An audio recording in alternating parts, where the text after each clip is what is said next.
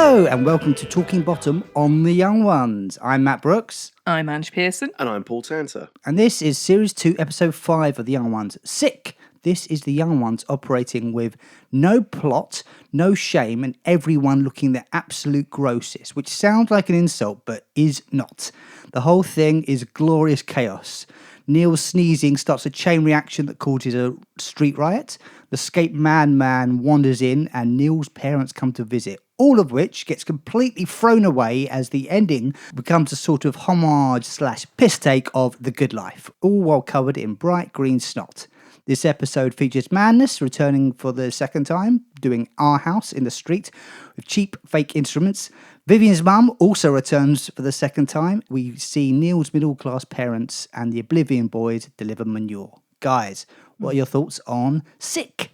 Well, you know what? When this one opened with back to the opening credits, we'd gone 2 weeks without. I'd almost forgotten that the show had opening credits because we'd had 2 weeks where Yeah. Two in a row is weird, isn't it? yeah, like alternate beginning. So I was like, oh, okay, all right, here we are back to normality. Felt weird. In the Young Ones universe is an As normal as possible, interesting yeah. thing to say, yeah. I really do enjoy Sick, actually. I enjoyed the rewatch. I had it in my mind as the episode where it's just a load of snot. And then obviously it's really vile. Not just But that. I'd actually misremembered the episode where Neil's parents show up and it's so Hyacinth Bucket and Richards that you just got to say it. Like, mental, I thought it was isn't it? her, the first... Yeah. It's not. It's definitely not Patricia Routledge, and they're an actual real life couple. Those two. We could talk about them a bit later, but yeah, they're. That was a quiz question. Damn it. That's fine. We can have all that stuff come up in the quiz. Yeah, incredible how similar her mannerisms and voices when you think that Hyacinth Bucket didn't start until mid-90s. I think it's low-hanging fruit, that kind Yeah. of character. Oh, definitely. It's kind but, of a trope, isn't it? Yeah. but it's so well done and well pitched anyway. We will talk about it, but it's the way they come into the... I mean, you know, when parents go and visit people at uni, it is like, oh God, we've got to tidy up slightly. And they're like, oh gosh, you're living like this, but they've got a riot happening outside. Yeah. I Literally agree. dead bodies littering everywhere. And the house is half demolished. You nailed something there, Ange, which was like, when I was younger, all I would remember from this episode is it's the one with the sneezing. And I think I've said this before, that when I was a kid, Neil's sneezing, especially when they put a bag over his head and he's sneezing into it, made me feel sick. It is also, gross. having nails apparently smashed into his head. And There that was done some- well. That Yeah. sounds so horrible. But realistic. Now, yeah, but now on the rewatch, there's like many of the other episodes, especially in the second series, there's so much densely packed into it. So much actually happens for an episode where, as you said, Matt, when actually nothing much does happen. They're at home sick. Yeah, and the snot and the vileness, I think, you know, they had to do it at some point, didn't they? It was either that or puke. The level of, I mean, you see it in the opening scene when, like, so Vivian's in his room. Opening scene is a it's parody of Twist and Shout on it. Them singing to show their sickness. being all kind of greeny bluey. But so he's surrounded by snotty tissues. He's got his dirty PJs over his costume, which I think is great. There's so much detail. He's got his vodka. His mirror that he's using is off his car. Yes. He tears his sleeve off to blow his nose on. Yeah, That's it. It's not even tissues, is it? He's been run using out of everything. tissues. He's run out. You see loads of snotty tissues around. You imagine maybe one or two of them for wanking, but mostly snot. And SPG has had it done before, sort of off screen. The poor little guy. Like, ooh, so he said, what's he it's say? great. Oh, doo or something covered in. It's great that SPG isn't the last resort. Yeah, it's even. Yeah, He's used him That's before right. half of the bedding Yeah. and his own And sleeves. So we can see how ill everyone is. Rick is also surrounded by snotty tissues, but Neil has that sort of wet, green, slimy snot all over his pillow, doesn't he? Which is just fetid and disgusting. The argument, though, that goes back and forth Well, while Neil- they're looking disgusting Neil's is not a lot ill. of fun. Neil's not ill. Oh, he's just putting Rick's it on. Neil. Yeah. Rick's Neil. Rick's ill. I'm not ill. You're ill. I'm no still. That is so woe is me pity that both Rick and Neil have in spades, and that they are doing it shouting between the hallway. Yeah, sort of thing. yeah. And I don't know about you guys, but if you are ever ill in a household of people who are ill, Like there is a little bit of a competitive element, isn't there? Can you as to go and how get me a ill, Lemsip? how No, ill you are I'm at, ill. at Yeah. that particular point, and whether Yeah, you caught it yeah. off them or you Yeah, gave it yeah. to them, and all of that. So there's a truth to it in student houses. I don't really remember obviously this kind of level of vileness, but there was definitely times where we all got sick. What's the term? And you just watch, probably shows like The Young Ones. What's the term called when you, not an old wives' tale, it's called something like a mother's remedy or something? Is that a term? A mother's remedy? Basically. Yeah, I guess so. Yeah. So do you think that vodka is a mother's remedy It that would be Vivian, Vivian's. because she does bring in vodka. It would be Vivian's mother's remedy, yeah. Yeah. Yeah. And brilliant that it's an empty bottle of vodka, Yeah, isn't it? yeah. And that is, of course, again, as we call it, kind of a future reference that we use in call in forwards. bottom. Yeah, exactly. A call forward that would come in bottom in the shape of a Malibu. When he turns it into a Molotov cocktail, is that supposed to be it's flammable vodka, or is it just supposed to be petrol? No, it's vodka. It's vodka. Yeah. So he's good. Yeah. And then look, because when he does it afterwards, he's like, "Oh God, why did I do that?" You think, "Oh no, he's got a moment of that was almost a full bottle of vodka." Again, in attitude, I would say he's very like Eddie when he breaks the fourth wall in that bit, isn't he? Where it's that kind of like, I'm, he's sort of like all the shouting back and forth. It's like my tolerant approach to communal living. It was the way he talks is very Eddie. So I think the difference between Vivian and Eddie is like Eddie would not have got rid of his own alcohol for the sake of throwing that bomb, Probably would he? not. As well, there's a nice outtake of actual fire being set on like some of the tissues behind him as he does that. Right. He's like, "Oh shit!" And I do love that actually Neil's just like, "Oh, thanks, that's helped clean my sinuses." Why aren't you dead? Now I've got to take umbrage with, as a filmmaker. I know what you're gonna say. Direction. It crosses the line. Yeah. But if I remember correctly, when Vivian throws it, he's throwing it from right to left. Yes. And then then we cut to the hallway, and the bottle flies from left to right. Now that's a bit of a cardinal sin when you're filming something and editing something. I'm assuming they had to do it that way due to the way they needed to shoot Rick and Neil or something like that. Or just But how really, Vivian's bedroom is put together. I suppose. if someone throws something from right to left and then you cut to the wider shot, it should be going follow the same that way. trajectory. Yeah. Okay, I have to say I didn't pick up on I that thought about as a saying niggle, but I can see why it would No, niggle with you. I saw it and thought, I won't bring that up because that's too wanky. But fantastic. Yes. I think I saw it subconsciously, but I forgave the show because it was probably purposeful to show the Hey man, we don't obey the rules of filmmaking. The grassroots filmmaking that was happening. Each character once again is showcasing their truest selves when the chips are down, kind of, right? So we have, as I said, Rick and Neil being all very woe is me. Mm-hmm. Vivian goes like incredibly violent at the drop of a hat for no good reason, and Mike takes a weird kind of flight of fancy thing. What's this fish thing? What's this? Yeah. What's this? It's a fish. Oh, thanks. Walks off. This is so weird. Yeah. I know this is my favourite thing Mike does. I think really? it's really weird. In the and funny. episode or the entire the show? whole show. Oh, okay. I think it's so funny. It's what's it like, and he doesn't get it right. What's this fish doing in my bed? It's not in your bed. Oh, right, yeah. And then comes back. Well, I'm not going to say the whole thing, but I love it. Okay, good. You don't like it? Really? It definitely doesn't make me laugh. It's very much. It feels to me like they didn't want Mike to be ill as well, so they just had him doing something else that's obviously a bit surreal and random, and it is unexpected. And doesn't get an answer. No, I know. We don't know what the it's fish actually is one of the doing only in times his you kind of not. Mike isn't getting the attention actually that he would usually command, is he? Like they do answer him, but they're not. Because they're so ill, they're not actually focused on what he's up to. And then brilliant that obviously Rick does all of his speech about writing to his MP again, little bit of foreshadowing of the kind of Richie attitude. Well, so, one of my favourite bits about this opening part is it's Rick's reply and the way he replies when Vivian goes, "Why aren't you dead?" Like anyone else would be like, like there would be a response of like, why are you trying to kill me? But instead it's, I'm not prepared to discuss it with you. Yeah. That's a classic way of averting actually answering a question, isn't it? I must remember that. But no, what I like about his entire speech, obviously he mispronounces bourgeoisie.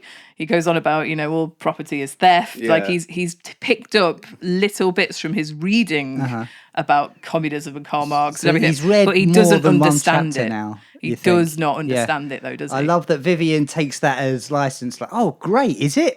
All right, then. No, you just said all property is theft. So I'm nicking it. Great. And actually, Vivian also takes something as permission, as license, which is sticks and stones may break my bones. Oh, okay, I'm going to smash you around the head really fucking hard in one of the most vicious hits I've ever seen on the Young Ones. One of the things that I think Young Ones does really well, and like Bottom almost like would pull back on this a bit, is the hits that Aid gives to Rick, whether it's with a plank of wood or a cricket bat. It's like you properly see it like connect and like thwack around his head. And again, like, with the sound man on stage doing it live. I mean, like, and you can always, and this was really the first, I mean, they'd done the Dangerous Brothers, but like this was, people were less used to seeing this.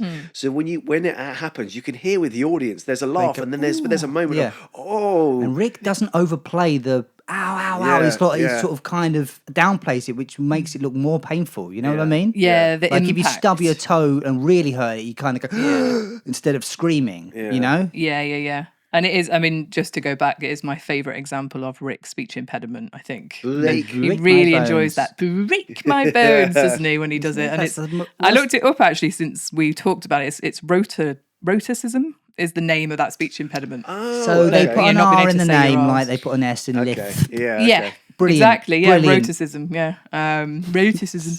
Like they make dyslexia hard to spell. Yeah, exactly. It's a classic. So then what happens next? Because there's a load of stuff crammed into this next sequence. Well, so it's like Neil, the brick. But like they're out of toilet paper. What starts with Neil sneezes on Mike, and doesn't that sort of begin the sequence? I need a Kleenex, and he say, "Has anyone got a tissue?" He says, because he's got covered in snot. So then he goes to the toilet, right, which looks like it's covered in shit. Yeah, obviously, yeah. But I mean the sequence that sparks the kickoff outside. Right. Well, that's Neil is sneezing so much. He's like, stick your head out the window. They throw him to a closed window, so it smashes. He sneezes on someone who gets hit. And then he looks up, sees just a window, because there's no sign that it came from that window, and he's got a brick ready to go somewhere. He was fixing his motor, right? He's fixing his engine. I have a brick. That makes me think of The Simpsons, where it's a riot at the drop of a hat, always, you know. He throws the brick at someone, then she hurls a lamp, and it hits this guy at the bus stop. I think it is a lamp, isn't it? Yeah. It hits Brian Croucher, the actor, who plays Harry the Bastard, or actually Ted from Bottom. And in EastEnders, he also played a character called Ted. Yeah. And he turns up as Mr. Real Robber in the next episode. The bank robber, yes, it's right. I think I've mentioned before, once replied to a producer I was working with, because she offered him like a tiny role on a film, and he replied going, "I'm an actor, not an extra." Fair enough. Yeah. Well, and this is more of an extra, but that's how time works, isn't it? You know, that's early days for him. Yeah. And they were mates, weren't they? I would imagine. Seeing as he was brought back a couple of times, and then he did Bottom. Sort of part of the circuit. So this, I mean, this is a sort of it's an escalating sequence, isn't it? Douglas Adams wrote, I think, for a pilot show for Graham Chapman, in which there was like a bit where someone cut a flower off of a plant or a tree, and that was the first in a sequence of events that led to the destruction of the planet Earth. It's sort of built and built and built. Okay. And this isn't quite on that scale, but it is a kind of, it's a thing of like, we start with this, and each one doesn't realise that the last one is sort of affecting it. You know? Yes, it's like a ricochet of a bullet or something, isn't it? Going back and forth, and it's a comedic device, isn't it? That like tapping someone on the left shoulder when you're on their right, you know, so they look the wrong way and they think the person next to them has done it on that side, and they turn around and they hit them. In fact, it's the fight in Backwards in Red Dwarf is a bit like that, isn't it? There's sort of people getting they get shunted, but then of course that's all backwards, isn't it? Which adds an extra layer of hilarity. But yeah, it's just crazy how it escalates, and almost a bit like Anchorman as well, with the all the different riot things that kick off. The butterfly effect, isn't it? Oh yeah. And the end result here is a car crash, isn't it? That's the big end thing. The butterfly effect is the end, because the riots carries on after that. Yes, but that's how it ends with a riot. The robber escapes, who then comes and takes him hostage because of the madness. I think Madness calls the car crash. Like Madness, and when Madness are there and they're miming away to their song, I remember like I'm watching it thinking, why the fuck are they miming with these wanky balsa wood instruments? And then you realise it's good. Oh, it's now they're joining in. They can't use real instruments in this. They need ones to break. The commentary's got Suggsy on this one. Oh, yes. And he literally says, like, I've not watched this for like 15, 20 years. And I watched it. I'm like, why am I playing the guitar? I've never played a guitar ever. And then, oh yeah, so I can hit my mate. But I do love that he also said, they said, what do you want to come on and do? And he said, oh, I'd like to beat up my band and a couple of policemen. And that's presumably what they were a bit like, yeah, sure, okay, we'll make that happen. That sounds great. So that it does feel like it comes out of nowhere. It feels that way. And it's like, oh, wow, okay. Yeah. Now there's riot vans and everything kicking off. and it's very realistic. Police and army. In fact, it's a bit like the end of the Blues Brothers with the police are there, the National Guard's there, the army's there. The National Guard are on call, ready. Yeah. It's, again, you can see the budget is there in series 2, isn't it? It's like we're going to spend it on all this kind of exterior shots, which I think really do feel real gritty and all that kind of things on screen. Whether they lead to that much like belly laughter, I would say not particularly. It's almost like this is what we can do. Look, this is a spectacle. It's like a film. It's not a funny fight, is it? We're comparing it to stuff that happens in film, huge budget kind of films, aren't we? Like, it's incredible. The ambition, again, leads back to you write what you want to do and we'll make it happen. Yeah. It's incredible. All that riot is happening. They're still indoors. They've not seen the riot. I don't think they're they not even even really spot the riot ever. Well, they're not there on location, That presumably. has to be part I know. It was only Mike, isn't it, that's outside? Yeah, but I mean the characters. Them being oblivious is part of that trope, isn't it? That convention of comedy where the person who sets off the chain reaction has to be completely oblivious to it. Whether it's Leslie Nielsen, everyone stand back, behind him there's a shop exploding. Yeah. In order for it to work properly, they have to maintain that unawareness of it, don't they? And Mike's only getting any kind of witness of it because he's going out to the chemist. Like, he's not actually involved in the fight, is he? What he calls it is communal living or something. It's exactly this kind of communal living that the high-rise flats are getting destroying. Destroying. But what he's just talking about madness playing outside. I don't think he's talking about the riot yet. No, it hasn't properly kicked off then. He's sort of saying, like, high-rise flats are stopping this kind of incredible thing happening. I just say before that moment where Mike said, I don't know what the fuss is about, the toilet's fine, then it's sentient. That, of any toilet in the world to be sentient, this one is that poor toilet. Well, do you think it's sentient because of the amount of bacteria that has seeped into it? It's become half human. I mean, if it was already sentient when it was clean, it would be a really cruel thing to then let it get into that state. The world's first sentient toilet, and you let it basically turn into something from chemical warfare. You know, interesting to makes me think consider. Of Rick He didn't and Morty. seem unhappy though. Well, I suppose not. He doesn't know what domestos is, so he's just living in his squalor, oblivious. So Viv, who is, let's not forget, a medical student, so he's got some medical knowledge, he applies this by trying to shock Neil with my brain's exploding and then threatens to cut your bottoms off. Yes, bottoms meaning buttocks. That's why I took that to mean a bottom is a buttock. Oh, okay. But yes, he does say bottoms. Okay. But not to get. I'm just going to put my pedantic hat on and say, but a bottom is already 2 buttocks. It is. Yeah, he's wrong. 2 buttocks equals 1 bottom. Yeah. Ergo, cut your bottoms off. That must mean you have more than. Yeah, that must mean you have 4 buttocks at least. It's said wrong and it's weird, but to me the logic was that he thinks a buttock is a bottom. That's and ram up your nose as well. And that again, Rick is gleefully cheering that on, like yes, get him. I would say it's said for comedic effect of saying the word wrong, but I must also just go back ever so slightly to my favourite bit of Rick in this episode, actually. I think, which is when Vivian is pretending to have a brain aneurysm on the floor, and then Rick is genuinely terrified. And then when Viv says he was just doing it to shock Neil, he's like, "Oh, it was pathetic," and he's visibly shaking. You do see him in the background because he's been panicking about what Vivian's doing. That's a watch twice thing, isn't it? Good. That's watch twice because first time your eyes are on Vivian doing it. But you do see him like, oh shit, what's happening? And it's just like, it was pathetic, and he's like recovering. It's so funny. So good, and not even really that needed, is it? But it's just the Rick character absolutely thought through to the nth. It's like that is he would be a scaredy cat. He'd be like, "What's happening?" And you believe it. He's naive, and the focus isn't entirely going to be on you because Aid is doing the thing. Aid is doing his thing, but Rick's still doing it. The acupuncture has failed, is why he's going to cut his bottoms off as well. Right. You notice there's a couple of nails up his bum as well. Yeah, painful. Wonderful, right up there. Yeah, well, I think that's as well. Like when he gets hit by Brian Damage, he falls backwards onto the nail, and then is that? Sorry, is that because of Alexei Sale coming. That's Brian Damage's that's character. that's the character name. Okay, right. Okay. I just always write down Bolofsky enters because It does have the second name Bolofsky. okay, Last yeah. name Brian Damage Bolofsky. Okay, yeah. But he's a different version, isn't he? You can't really keep track of who Alexei is at any one time with any logic, can you? But I guess in this one it does make sense as to who Mr. Damage is. Alexei Sale doesn't often get to join in with the violence, but that's the smack across Rick's face with the shotgun. It's a good one. Is really, it's mainly because Rick sells it really well. But it's a really good little bit. I love it. Yeah, it's like he kind of uses it as a lever, like it's a proper swing, and takes his jaw off, kind of. Yeah, and then pushes them into the wall, and which of course breaks the house. Yeah. Because that's the house we live in. Yes. Yeah. And Rick's getting very, very annoyed about it. What? Someone's going to clean this mess up. I tell you one thing, matey boy. It's not going to be me. He sounds like he's raising the troops with the way he's saying it. Yes. But it's just someone needs to clean this mess up because I'm not. Yeah. Which is very, very, again, very Rick. The anarchist in him is that he's just not going to do anything. Love the neighbour's head impaled on the door in the background. Yeah, you don't.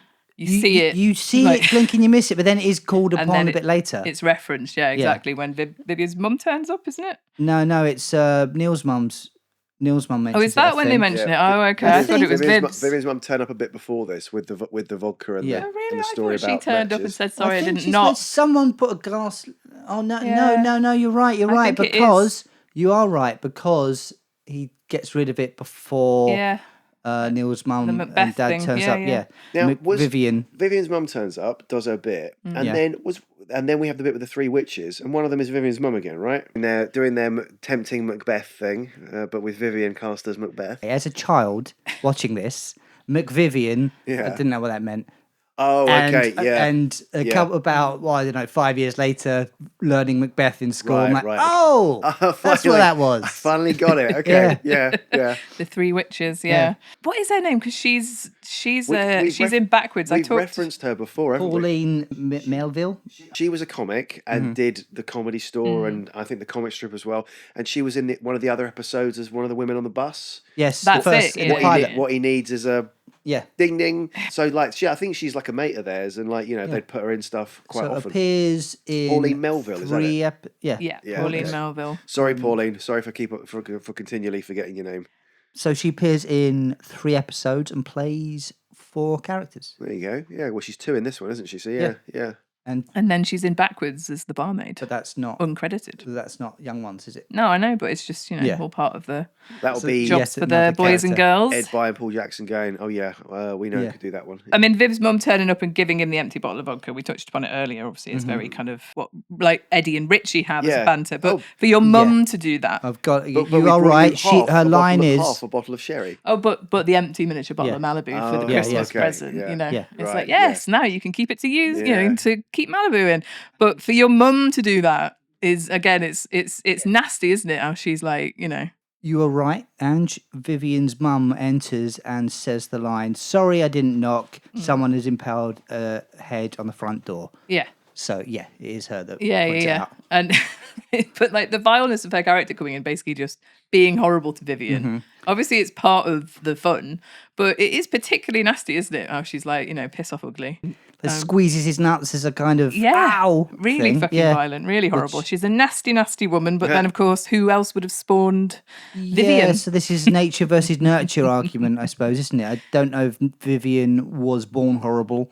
If he was like a little SPG, but I reckon it didn't help. He was given matches at 8 weeks old. Well, and which were the last presents she gave him, so that indicates nurture as much Where's as nature. Where's that from? Does he say that? That's earlier on when she gives him the vodka bottle. We find out that the last present that she gave him was a box of matches. Yeah, I was only 8. Yeah, 8 weeks old. 8 weeks old. So she's sorry, 8 weeks. It's very again. It's very Eddie Hitler, isn't it? Yeah. She's a shitty parent, and speaking of shitty parents, Neil's very posh, as we've said, Hyacinth Bucket-esque mum, and sort of traditionally put upon husband of the Richard variety. Turn up at the door in a shot, which I think is great because you've got all that chaos going on behind them. Yeah. Like, it's brilliant. They look horrified to see Neil, not the riot. Well, I think they're shell-shocked is what I get from that scene. As I was saying earlier, it's that idea of your parents are turning up to this grotty student house, which we all recognise as, okay, they're going to come and see what state we're living in.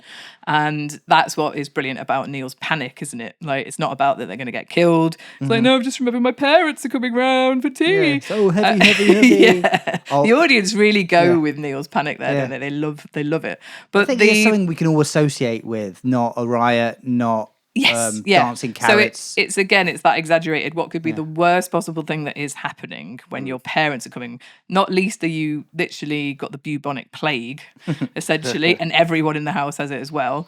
The house has been destroyed. There's a riot happening outside. There's literally impaled heads on the door. Obviously, that's now gone missing into the witch's cauldron.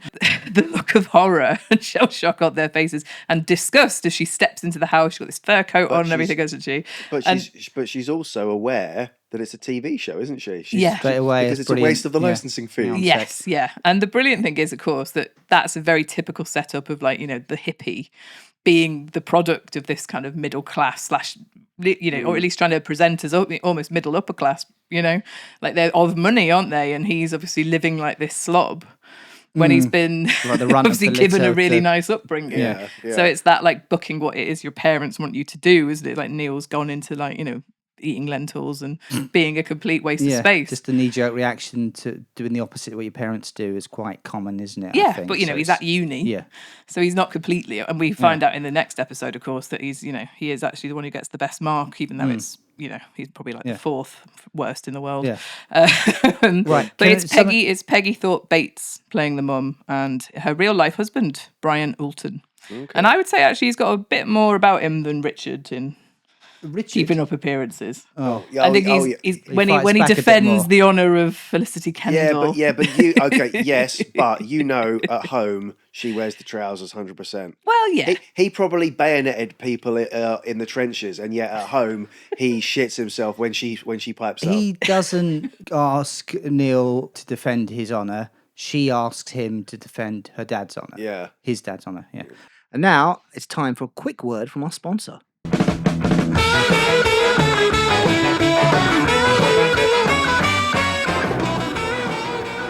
In every home, in your home, germs may lurk unseen, breeding, multiplying, spreading, like this.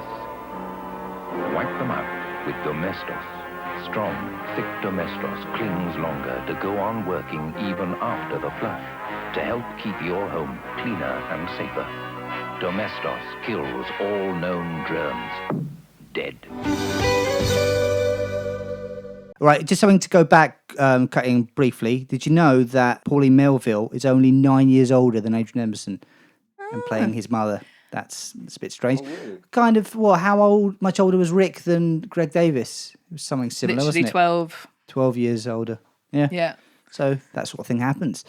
Anyway, back to Neil's parents. Yeah, kind of. Sally Field was pretty much the same age as Tom Hanks in not in the film, obviously, but the actor. They give her older makeup, though, don't they? Yeah. In what film? Forrest Gump. Yeah, same. And then so she can play him young Forrest. She was the younger version of herself. Neil's parents, horrified middle-class people, think Neil has dragged the family through the gutter by appearing on The Young Ones.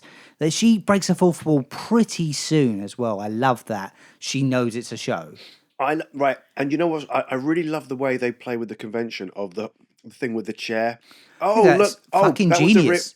Oh, you know, what was it like? It was especially. That was specially she made. gives Triangle a bashing. It's one of the worst sitcoms ever made. Apparently, it's just like, look at this furniture, it's trash. Smashes it on the table. Yeah. Even Triangle had better furniture than this. Joke went up completely over my head. But then Triangle. That was a show on a ship. Set on a ship. I believe in the Bermuda Triangle. Yeah. Apparently, it's just not really in the bad. Bermuda Triangle, just in some section of the sea. Yeah. I don't know, but. Apparently, it has really bad production values, and it was I think it was slagged was off. the crossroads of the day, I suppose so. Yeah. Then Mike breaking the full forces. Well, actually, Mrs. Neal, I think he calls her.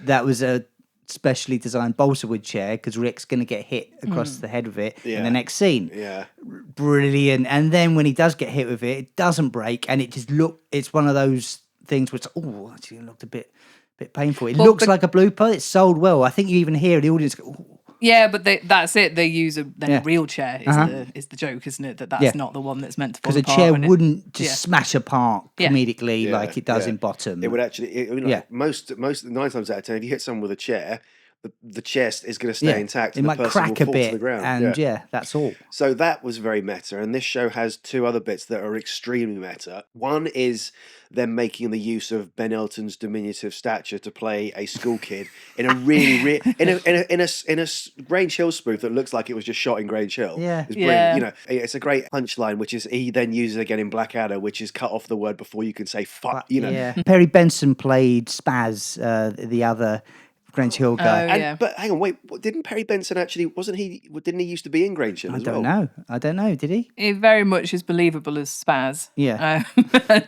And Mr. Liberal and all of that. It's so good, which of course I think is basically what Lee Corns ended up playing in Grange Hill, didn't he, when he was the science teacher. Right, okay. Very nice. Yeah, very nice teacher character. Do you think there's no special effects to make the teacher much taller than Ben Elton? I think they just cast a someone tall actor and then put them next to Ben Elton, who's not very tall. Little kids. But the other most meta one, which is one of the ones that people always think of when they think of the young ones, because it's so well remembered and so well done, is The Good Life. Vivian literally tearing down The Good Life off the screen. The bloody Good Life. Breaking the fourth wall, isn't it? You're right, he's literally breaking it. Yeah, it's a lot of fun, that. And then, the bloody Good Life rant, I think, is one of the best moments Vivian has in the entire series. I think it's actually a little bit weird. Just before that, when they turn up and Neil's introducing everyone to his parents, they all hate Neil, but they're still on their best behaviour. And Rick's like sucking up to them. So, hello, I'm mad.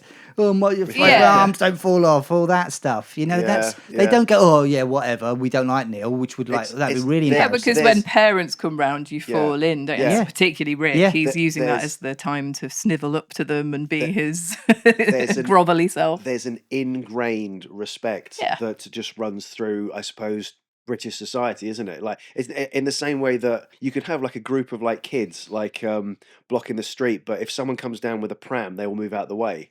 And that's just sort of built into our DNA. Well, it in should the same be, way that in the same way, like if someone's parents come around, everyone's like, pleased to meet you. Very, Although they do all do what their character is true to their character, because Mike pinches their bum. Mm-hmm. That's quite inappropriate, isn't it? So that's not exactly deferring to respect, is it? But it's very Mike, isn't it? Because it's a playful. Vivian goes right up in her face. And, how'd you do? But still being polite. It also makes me think of hello, Mrs. Patterson, Kevin and Perry. Yeah. It's definitely that similar attitude and everything, isn't it? But the Good Life ran incredible. Like, it rightly is remembered. I do think Aid has said that he kind of regrets it, doesn't he? Because I think he met Richard Briars and Richard was actually genuinely upset, wasn't he? I think it's like, why did you do that? Paul Jackson said something along the lines of, he said in one of the commentaries he met the producer of that in the hallway after and he kind of gave him a weird look. It's like, I really wish I hadn't done that. Because the thing is, it was done in the spirit of The Young Ones, which is obviously anarchic and trying to sort of like punch upwards. And The Good Life was one of the most successful sitcoms on the telly. And I think they said, like, actually they liked The Good Life. Like, it was an affection. It was almost affectionate. I mean, setting it, if you look at it within the TV of the time and what The Young Ones was doing, The Young Ones was the new kid on the block. It was a new kind of sitcom, and in a way, people saw it as kind of sweeping aside the older style stuff, the whoops, there go my trousers, the old crikey style stuff, which is crap. But I think actually the brilliant thing about the rant that Vivian has about like The Good Life is he's thought about it so intensely, hasn't he? It's that it plays into this stereotype that we're all lovable eccentrics, and that is true, and it would annoy the character that is Vivian. You've got to be true to your own sitcom characters. So the reason they put that in Vivian's mouth is because, of course, he would feel that way about it a few times. Yeah, he's been forced to watch it at home with his parents. I watched the episode where the pig was going to have a baby just because of the young ones mentioning it. But in turn, that reflects, I think, probably some of the attitudes of the teenagers at the time who were watching the young ones because it was for us, and all of that. And actually, The Good Life was a bit naff. I think The Good Life had finished by this point and was in syndication and just being repeated. But it's held in such high affection. I've always enjoyed The Good Life. Like, And that's what's almost fun about this is like they're punching up at something that's almost untouchable. It's such a good. They could have done it with Faulty Towers, but The Good Life in particular is about that middle class respectability. They're all so bloody nice.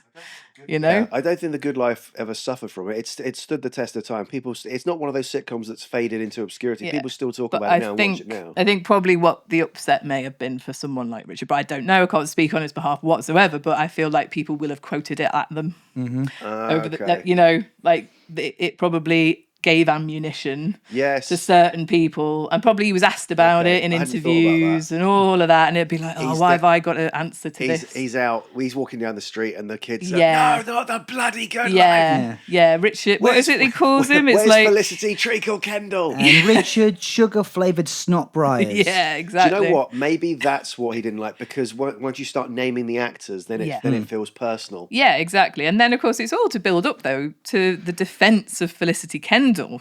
Which is a brilliant scene. And then, of course, they parody. The woman I love. They parody in the garden that they're growing like, you know, ridiculous amounts. Well, a policeman. So a policeman comes in because he says, even the policeman was nice. The policeman, Mr. 55p. I love that it's always Michael Redfern. Always. Yeah, comes in and he gets right up in Neil's dad's face and says, "You trendy students always giving us police a bad name."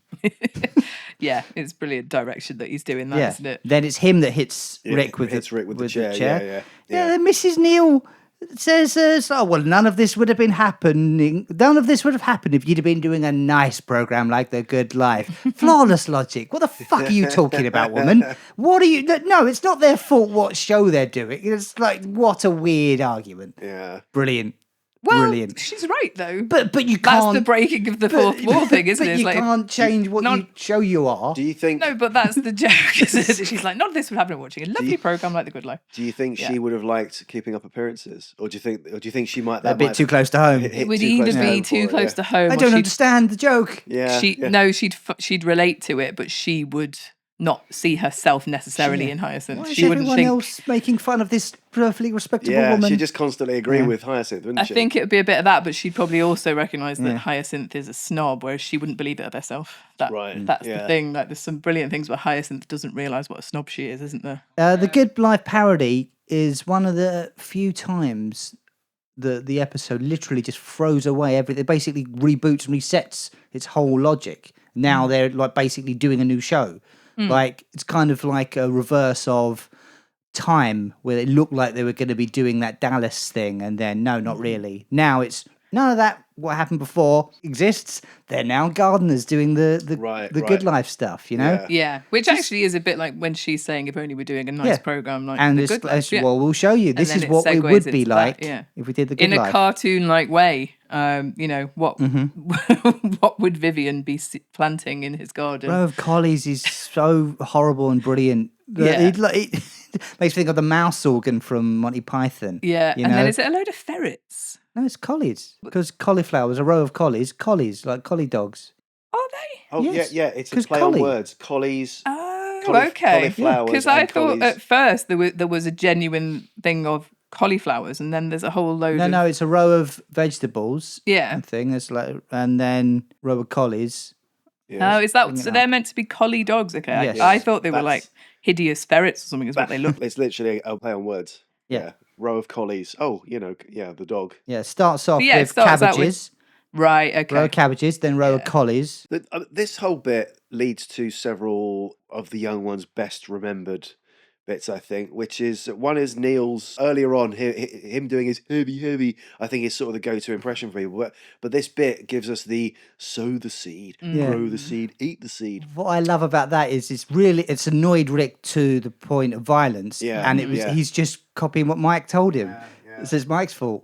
Well, and then obviously Rick thinks he's killed Neil, and it leads to, again, one of the probably the most quoted bits. I'm sure it's one of the bits that's followed Nigel Planer around his entire life, which is Neil, orange peel. Yeah. But I've got to say, I love Rick's conscience going at him. Yeah. Before that, you really, snotty little bastard. But also really turning up the lotusism. Lick. Yeah, why would a voice in your head have that? It's not got a mouth. Yeah. Well, it's him speaking to himself. I love that, then it's the joke that Vivian can hear it. And then obviously he goes into the dream sequence of him being in court, and courtroom then skit, it yeah. turns into loads of girls, and then it's like, stop having a wet dream, you little pervy. Missed out the Oblivion brilliant. Boys. Gonna have a little cameo in as the manure salesman. as Mick and Tez, the manure salesman. Yeah. It's- Which of course leads to lots of Neils growing. Yes, it's incredibly well seeded. Excellent. But then obviously the Neil Orange Peel immortal line. I think that's what so many people remember for Neil, isn't it? And it's I wouldn't have been able to place which episode that was from, to in all honesty, before we started doing this series. And then just the brilliant thing of 3 Neils coming in and freaking Rick out, which is very reminiscent of the Rimmer. The 3 Rimmers in Stasis League, isn't it? When they come out of everywhere and Rimmer thinks he's hallucinating. Yes, well, the mushrooms. Before that, when he's trying to dispose of it, it put me in mind of the Gasman episode of Bottom, because once again it's Rick Mel trying to dispose of a corpse. Yes. Where do we hide it? It feels more real though, doesn't it? Rick's panic in It does. this. He's like proper This spiraling. one, and it's someone he knows and like. And he hasn't got an ally. Yeah. It's not, Richie and Eddie True. thinking, what are we going to do with the body? It's that. But I do love like the nonchalant nature of like, really, Vivian and Mike kind of find him out in the lie, don't they? It's like, oh, he's left his shoe. He's left his foot as well. but it's just, I did notice he was hopping. Yeah, I love that. Okay. Rick tries to commit to the bit. But no, hang on. You said, and then he's saved by the sun setting quickly. Yeah. He's like, nighttime. Come on, everyone. Boing. Right. What? What is that? I don't know. It's times that they have like they jump up, like when they go to the laundrette. Come on, let's all go to the laundrette. They jump up and pop, they teleport. Maybe he's trying to do one of those sort of things. It's a call back to that where he wants to just jump to bed. I thought it was maybe something that was referencing from a children's TV show that we're not getting the reference or something. Time for bed children, Mike, boying or whatever. Mike knows this reference, like, and he's using it as if it's, come on, this is obvious. But both Rick and Vivian, like, what? They're left confused. It's funny, isn't it? Okay. You know how when they were writing the Young Ones, Rick and Lisa would go off and write an episode, and Ben would write it separately, and then they would Lisa would mash them together. Do you think the ending of this, like the ending to me feels so random? Oh, we're suddenly going to go to like a big sort of game show that has Neil's parents in it. Do you reckon that's like, oh, we've got 2 ideas here, and we're going to try and shove them together somehow? It's like we need to end this quickly, and it's very odd, isn't it? Because Neil's feels parents, it's Mr. Damage, isn't it? Who's like the host? It's Alexi. It's Alexi, yeah. Although it's a quick ending, that's not a cheap thing to do, is it? No. Bring the whole studio away and have a new studio, a game show studio. Yeah, it's not a really cheap, because they're sometimes baffled by the endings that do seem very like, where's that come from? But like the spy plane coming out of the bomb and all of that. But that wouldn't have, I don't think, would have cost a lot. Whereas as you say, this glittery entertainment show where they're all dolled up with the crowd. Just, I suppose that kind of like, let's have a big finish. And it's that like, doesn't fucking matter if it makes any sense, isn't it? Yeah. It's like, let's just end on a big finish. I suppose so. Yeah. That must have been the reasoning behind that one. Again, a lot of the Young Ones episodes do finish with a sort of like, oh, like you're almost confused as the credits roll, aren't you? Oh. It's like, but like it's that's it. It's finished. I mean, my favourite one of those, I think, is always going to be, there was no, I made up, what was that? I was lying about the oil, by the way. Yeah, it was a complete lie about the oil. Yeah. Brilliant. Yeah. But I like the one where, is it Viv who's just like, oh, who cares? Yeah, okay. Yes, yeah. So, you know what, overall, I thought like it really does showcase the talent of the writers, and you see how much they developed. There's callbacks, several characters, there's a lot of meta stuff, and this episode has several of those lines that I feel have entered British modern popular culture, Question for you about the dream sequence where Mike plays Judge Mike. Yeah. I think that's a reference to Mike Judge. Mike Judge. No, this is he wasn't famous yet for Beavis and Butthead. No, fair enough. Yeah, I agree. This is an episode that really warrants the 35-minute runtime as well. It's so fucking crammed full of stuff, even though, once again, not really much happens plot-wise and stuff. And this one even makes a joke of that they throw away the whole plot. Yeah. Yeah, this is them, as you say, I remember it as the snotty one. Yeah. But it's not quite like that. Well, that fades away, doesn't it, to make room for, the riot. Yeah. And then really it's just Neil's parents turning up, isn't it? And then they do the good life skit. The costumes actually, like, Rick's the only one who's really committed to the Wurzel Gummidge look, hasn't he? Yeah. Oh, he's got a sort of neckerchief thing on as well. And he's got a hat on that pushes his ears down really. Like a country bumpkin kind of style. And I suppose it's that commitment to the bit of just like, these are different ideas. I think, as you were saying, Paul, we know from speaking to Lisa, and they've said it in interviews, it's like Ben wrote on his own and Rick and Lisa would write together. And this like incredible mixture of ideas that would then come into one singular episode. It's like, what is the theme of this episode? It's like sick. It could have easily been other words, isn't it? But because it kind of opens on that. That's what they went with. And they don't go down the route of like they did with Nasty, where they're kind of talking about all the kind of types of nasty. I know you've read Ben Elton's book, and I'm currently reading it, and I've now gone past the bit where he talks about where he says that he wrote Demolition, but he said the other 11 episodes was all like 50-50. But he talks about how sometimes he would see the way they were put together and is like, oh no, I don't like that bit, hated that bit. You can tell he definitely wasn't a fan of Alexi Sale being in it at all. Well, because they didn't get on whatsoever. Yeah. Well, Alexi Sale thought he nicked his act, didn't he? Just because he was loud and loud and shouty on stage. But I would really like to see, and if we ever get the chance to talk to Ben Elton, and I hope we do, he wouldn't let us see this, but I would want to ask him, do you still have all 12 of your original Young Ones scripts? See the difference. I would love to see, because to compare that to then what eventually actually went out, it would be incredible, wouldn't it? I mean, we'd have to ask him. Yeah. You wonder whether you would keep on to that. Again, we need to speak to Ben, or it doesn't really matter, but in his book, he does sort of say he came on to the project thinking he would be the main writer, and he then got disappointed because it was actually a three-way thing, which, that's how he read it, I guess, at the time. I felt bad for it, because he got that, and then he was told he was going to play Mike, and then it was just basically told by Rick, you're not playing Mike, and I don't want to talk about it, I felt a bit bad for him there. You do, don't you? Because it's difficult when you've got a friendship and then a working partnership, it's a tussle, isn't it? And it was like, Rick's brought you on board, be grateful enough for that, like with the writing credit, it's a tricky one. Anyway, we digress, but the writing in this one, again, we've said it for all of them, it's so richly full of ideas. You couldn't really say what one singular plot line is. I guess there is a through line in that the riot leads to the one house thing being leads to another thing. Exactly. It's not completely without sort of consequence, but you do sort of think that the sick side of it will come back. I guess you could say the sick side is that Rick kills Neil and tries to bury his body. That's sick, isn't it? Like, that's twisted. As in demented. Their illnesses disappeared at some point, didn't they? People were suddenly no longer sneezing. I expected they were them cured to get by the good life. Sick. There's a cure joke as well, Neil. Where's Mike's going to be about the cure? No, it's madness. Yeah, it's madness this week. Really, because there's no laughter over that because it's in the middle of the track, isn't it? So it falls like kind of weirdly flat, but that is a fun one. There's a few how would that play to the audience? Mentioned in this How would that play to the audience, though? Because Madness are playing outside on location, which isn't for the studio audience there. Well, this is it. They would have played it to them in the room, wouldn't they? I guess they wouldn't have put any laughter over it because it would jar with the music that's playing. But it's... did they mention Marillion in this one? Or is that Summer Holiday? I think that might be, but it's The Cure, and then obviously you've got Madness, and then 9 Inch Nails and Echo and the Bunnymen. 9 Inch Nails. 9 Inch Nails are they more I've got some late 9 Inch 80s? Nails. Were they out yet?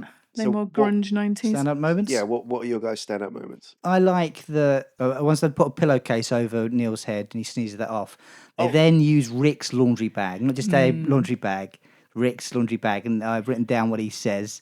So Rick said, "Oh, that's very nice, isn't it? It's me. They're going to be calling Bogey Bum at the next Friends of Stalin Society Show Your Bottom competition." It's great detail, isn't it? And the idea that all of his undies are still in there, like they haven't just taken the bag and emptied it. He's left all his undies in there. Like, it's so good. Yeah, we didn't even touch upon that, did we? Yeah, it's a lot of fun. I like when Neil regrows. You can see the couple kissing in the background just before they get their lines. It says something along the lines of, "Oh, anyone watching that would think it was a negative reality inversion," and then they go, "Oh, look, just like a negative reality inversion." It's kind of writer joke. Okay. Speaking of that couple, maybe my TV was too dark, but when I was watching, I was like, "There's a pair of hands moving in the background." But I can't see what they you thought it was to. a mistake, a crew member or something. No, I didn't think it was a crew member, but I was like, there's someone doing something there. Maybe we're supposed to know what it is, but I can't really make it out. Maybe it's one of those weird things they put in the background. And then we jump in on them down the line. It's like, oh, it's a couple. Well, they just weren't very well lit in the background. Okay, yeah. Fair enough. How about you, Ange? I mean, it's obvious, but obviously the Good Life rant from Vivian, really just, it's so memorable because it's so very well written and delivered by Aid, whether or not they regret it. Afterwards, it's great. All of that love for Felicity Kendall that comes from Rick and the defence, brilliant brilliant back and forth. And then, I mean, I know it's like ridiculous. It's always just Rick that I pick out, but that like, it was pathetic from Rick acting is definitely just my favourite bit of Rick in it. And I guess also like the misunderstanding of, how does he say bourgeoisie? It's like bourgeois. It doesn't say bourgeois. He's like bourgeoisie or something, isn't it? It's brilliant. He's only ever read it. Okay. Yeah. Exactly. So for me, I think my favourite bit of the whole thing is Rick's conscience tormenting him. Yeah. Really, and like properly going for it. Again, it's like I know we've referenced Red Dwarf here, but like it's like that thing of paranoia. Either paranoia or the Inquisitor. Or it's when it's when you meet yourself, yourself hates you, and so his conscience fucking hates him. You know, and will torment him. Stop having a wet, dreamy little pervert. I find that funny to call yourself a pervert. Yeah, it's like they always. No, I'm not. I know you are. I know you are. It's like the voice will have like a bullying attitude. It's a bit like you ever seen How to Get Ahead in Advertising? The boil that Richard E. Grant has. It's sort of like. It's more aggressive than him, and it's sort of So that for me, I love that bit. And one of Rick's lines, which is Vivian gives Rick a lot of shit and threatens him, but Rick does at least stand up for himself a little bit, which is when he threatens Vivian with a ruddy good punch on the bottom for speaking ill of Felicity Kendall. The woman he loves. The defense of Felicity is what brings it out in him. Yeah, I mean, and I think this is one of the better music performances because it actually has a reason to be there, doesn't it, when it leads to the riot? And obviously it's a lot of fun, them all smashing the shit out of each other. And the only returning bands, it's quite the honour, I think, as well. I loved on the commentary that he just fucks off. It's finished now. I'll see you down the pub. He does go on about his sitcom a few times, which I then found out is available to watch on YouTube. And fucking hell.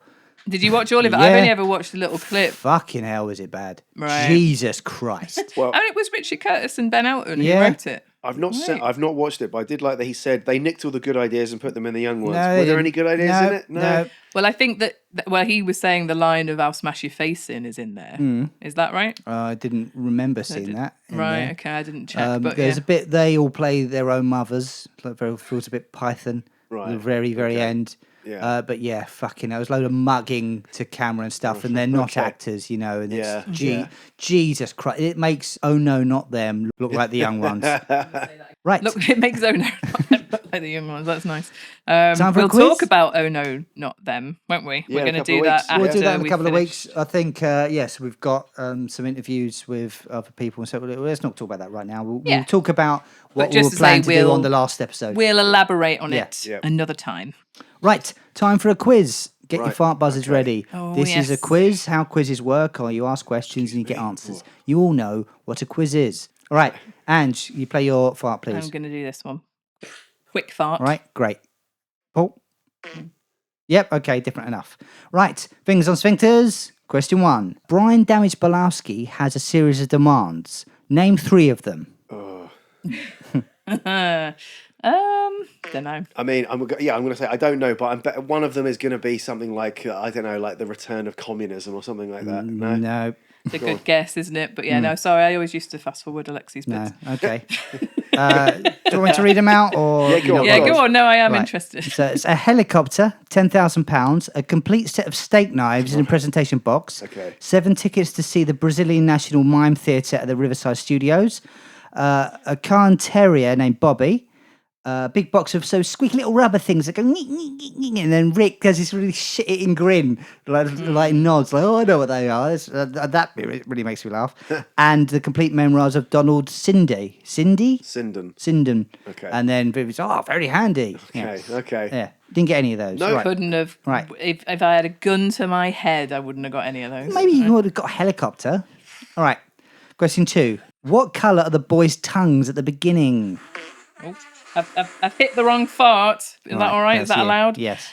Blue. They are blue. Okay, there's one to Ange. Yep. Neil's parents are played by Brian Alton and Peggy Thorpe Bates. In real life, can you tell me who they're married to? Come on. Each other. Each other, yeah. Paul did get in there with a sphincter first. So that's 1-1. Are they dead now? Anyway, go on. They are now dead, so they're no longer married to each other. Yeah, they're not actually. They're available. Right. Yeah. Which BBC ferry set? Do you want to say that just again? What? Triangle. It's Triangle, yeah. Which BBC ferry set soap does Neil Mum claim better furniture? When you first said that, Ferrets. which BBC Ferrets. ferret, and I was thinking, Yeah. wait, Roland Rat? this was before Gordon. This was before Gordon the Gopher. Okay. And I was thinking there were ferrets that were the collies. Right. Question 5. Who is the first member of the cast you get to see out of their pajamas and into their original costume? I mean, I'm guessing here, Mike. No. I think it's Vivian, because when he comes downstairs, he takes the pajamas Vivian. off. Yeah. It is Vivian. Well done, Paul. Question 6. What is the name of the teacher in the Grange Hill parody? Mr. Liberal. Mr. Liberal. Yes, we did touch upon that. Well done. Right. For the Macbeth parody, the witches around the cauldron held Vivian as Thane of... Corridor. Yes. Very For just bragging rights, can you say the whole thing? In a corridor, It's isn't it? Thane of Corridor, the outside one. toilet, and the little gravelly patch next to the gun shed. Oh, is that That's one in the the same full line? the full Oh, thing. okay, But I'll well, give you corridor. Thanks. Okay. What are we on? Question 8. Are you keeping score? Yes, 3 to Paul, 2 to Ange. Okay. Question 8. What 3 items does Vivian's mum have that she's carrying in her shopping basket? A bottle of vodka. Yeah, I'll be pedantic. It's an empty bottle of vodka, but sure. Yeah. Yeah. Yeah. Okay. And then fucking hell. Okay. I don't know. Packet of cigarettes. No. No. Okay. I don't know. You Yeah, want I to guess? don't It's a packet of Frosties and a newspaper Oh, okay. All right. as well. Right. So neither of you got that. Cornerstone of any nutritious breakfast there. Yeah. Right. Rick tries to dispose of Neil's body in the manure. Name 2 other sitcoms where Rick Mao tries to dispose of dead bodies. Filthy Rich and Catflap and Bottom. Yes. Well done. And question 10, we're on three apiece. Oh, When tidying the flat, Neil moves a Smash the State poster and replaces it with what? keep Britain tidy. It's a recycling symbol. Let's keep Britain Yeah. tidy. Yeah. Well, Anyway, did I get that Yeah, one? yeah. Way. Yeah, it's quite fun that he replaces that with that, isn't it? So impress his parents, who probably are horrendous people who don't Who recycle. would Yeah. never recycle in a million years. Yeah. If they're anything like the rest of the boomers, although are they actually from the Great Generation, I think so. the Great War? Yeah. Very good quizzing. yeah. Never ask me anything about Alexi. I'll What- never know the answer. All right. What show did Alexi Sale go on to do after the young Alexi ones? Sales stuff. Yeah. Yeah. It's not that I dislike Alexi, but I really just in the young ones don't find It's it just the least enjoyable. likable of them. He makes Mike look much too better. loud and Yeah. But anyway, he played his part. Sure. And it wouldn't be the same show without him, I guess. Great. Sick was sick, as in like the youth term of being cool.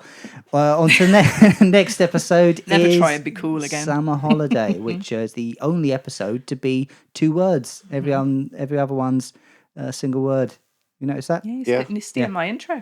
Yeah. Oh. It's fine, right. Yeah, Yeah. well, we'll see you next time. If you aren't already following us on socials, please look us up. We're at Talking Bottom. This is a series about the young ones, but we've got a whole load of Bottom and other episodes about Rick that you could go back through our catalogue. We've interviewed lots of people. And we got some By the- more interviews coming up as well. We've got a book about Bottom as well that goes over all of the things we speak about in our podcast, and kind of And then some. combines it into a nice handy thing you can carry around. You can't carry a podcast around in your pocket, can you? Oh, you can. Right, anyway. Can't wipe your ass on a podcast, can you? Right, thanks for listening, everyone. Email us with any questions, any notes, any things you found. Send us anything that we think we'd like. We'll give you a little shout out. What's the email?